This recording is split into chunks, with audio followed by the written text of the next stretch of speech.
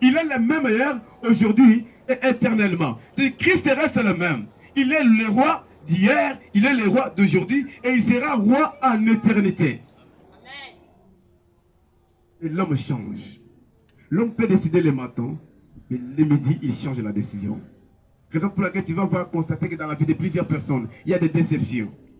Mais à un moment donné, au bala bongwane. À quel poto a changé ma cambre. Abali moi sur le sous. Yo tigal non. Moi ça va kinga na usana tina suka. Et à un moment donné, à kena bibili banda. C'est-à-dire qu'il y a des changements. L'homme change.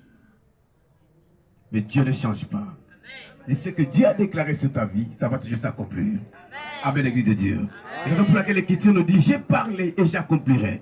Dit ce qu'il parle, ce qu'il décide dans ta vie, il accomplit. Peu importe les gens. Même si ton oncle vient et lui dit, Dieu, concerne les autres, le Seigneur va dire, j'ai déjà parlé. Amen, l'Église de Dieu. C'est là où il y a la différence entre Dieu et les hommes.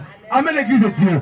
C'est là où nous voyons la différence entre Dieu et les hommes. C'est-à-dire la différence de Dieu envers les hommes, c'est quoi? Dieu reste fidèle dans ce qu'il dit.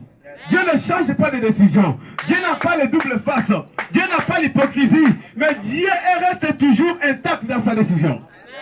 Est-ce qu'il y a quelqu'un qui nous comprend ce matin? Est-ce que le Dieu de papa te bénisse ce matin? Je dis que le Dieu du ciel te rende glorieux ce matin. Amen. Que le Dieu des changements opère un changement sur ta vie. Là où les gens ne s'attendaient pas qu'il y aura le changement, Dieu va amener le changement dans ta vie ce matin. Au nom de Jésus. Ce que je suis aujourd'hui, ce n'est pas ce que je serai demain. Oui. Pourquoi? Parce qu'il y a des événements qui vont s'opérer.